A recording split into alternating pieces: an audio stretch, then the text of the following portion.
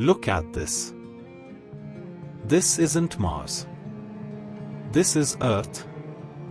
And it's becoming an increasingly common sight. What if I told you the secret to our future survival lies in the most inhospitable places on the planet? Welcome back. Today, we aren't just talking about plants. We are talking about survival. We are facing a global water crisis. It's not a someday problem.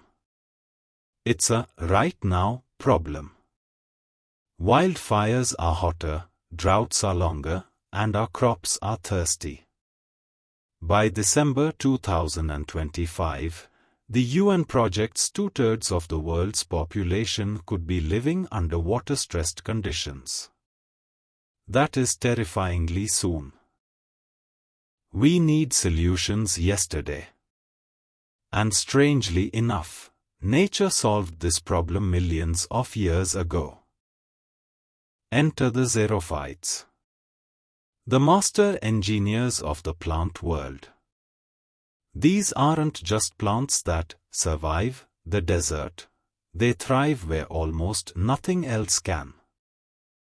Today, we are going to crack open their blueprints and find out how they defy the odds. Nature's blueprints. So, how do you live without water? You don't. You just get really, really good at finding it and keeping it. First up, the mining operation. Most plants have average roots. But xerophytes? They go to extremes. Some, like the mesquite tree, are deep drillers.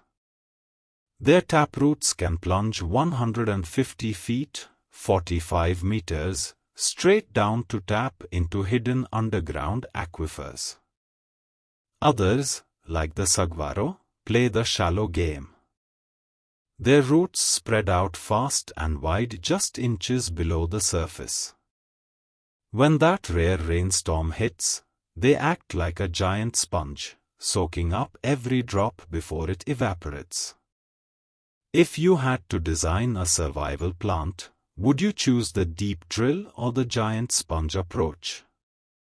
Let me know below. Okay, you've found the water. Now, how do you keep it from vanishing in 120-degree heat? You become a living reservoir. This is succulents.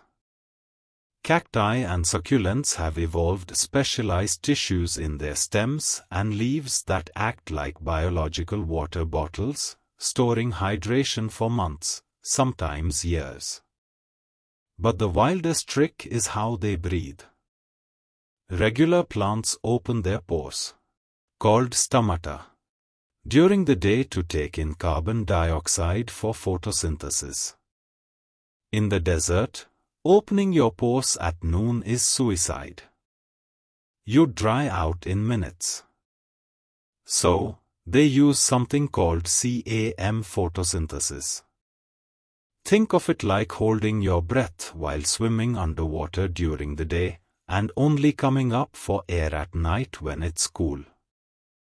They collect carbon dioxide in the dark, store it, and then process it when the sun comes up.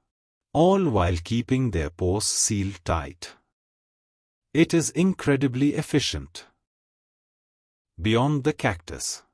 When we think desert, we think cactus. But the strategies are way more diverse than that. Take the ponderosa pine, often found in semi-arid regions. It uses incredible, thick, puzzle-piece bark as armor against fire and dehydration, paired with massive root systems. Or look at the resurrection plant, Salginella lepidophylla. It can lose up to 95% of its water content, curl up into a dead-looking ball for years, and then add water. And boom! Back to life in hours. That is the ultimate tolerance strategy. And my personal favorite weirdo, the Welwitschia in the Namib desert. It only ever grows two leaves its entire life, which just keep getting longer and tattered over centuries. Some of these plants are 2,000 years old, surviving on nothing but coastal fog. Nature doesn't just have one solution for drought, it has thousands. And this is where we come in. Mimicking masters. Remember that date I mentioned? December 2025. The clock is ticking. We can't just admire these plants anymore, we have to steal their ideas. This is called biomimicry. Our food supply is vulnerable. Scientists are right now studying the genetics of xerophytes to breed new versions of wheat, corn, and rice that require significantly less water. We are trying to teach our crops how to be a little bit more like a cactus. In our cities, we have to stop fighting the environment. If you live in a dry climate, having a Kentucky bluegrass lawn makes zero sense. Xeriscaping, using native, drought-resistant plants, isn't just a landscaping trend, it's a necessary shift in urban planning to save millions of gallons of water. We are even seeing architecture inspired by cactus shading and self-cooling plant surfaces. I want to hear from you. Are you noticing water restrictions or changes in your local environment? Drop a comment below with your city and what you are seeing. We need to track this reality. The oasis ahead. The desert isn't a place of death. It's a masterclass in resilience. It teaches us about efficiency, about only using what you need, and about adapting when the world changes around you. We are facing an arid reality. But we aren't helpless. Support the science that is decoding these plants. Rethink how you use water at home. Advocate for sustainable agricultural policies. We have the blueprints. They've been hiding in plain sight in the hottest places on Earth. The desert holds the blueprint for a greener future. Now, we just have to build it.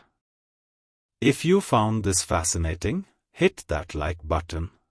It helps the algorithm find more people interested in saving the planet. And subscribe for more deep dives into nature's solutions. Thanks for watching.